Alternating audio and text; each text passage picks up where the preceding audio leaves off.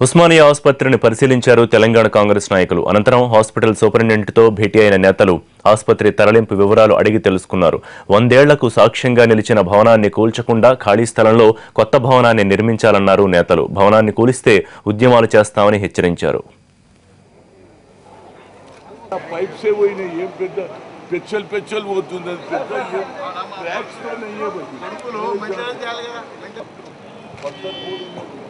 MP साहब थोड़ा आगे आते रहो उसी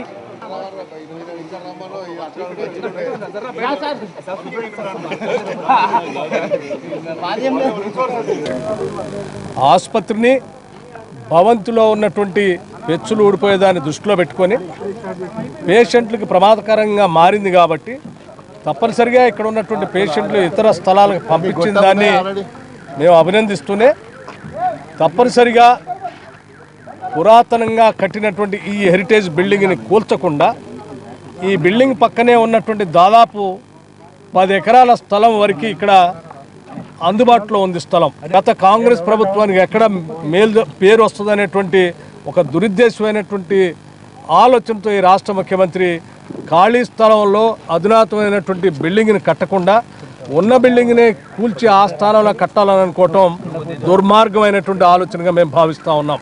దీనికి ఏది హెరిటేజ్ అనే ఆలోచన చేయకుండా దీన్ని కూలగొట్టాలనే ఆలోచన మరి ముఖ్యమంత్రి గారికి ఎందుకు వచ్చిందో తెలియదు. కానీ ఇతర దేశాలలో 600 సంవత్సరాలైనా అంతేకాదు ముఖ్యమంత్రి గారట చైనా పోతున్నారట.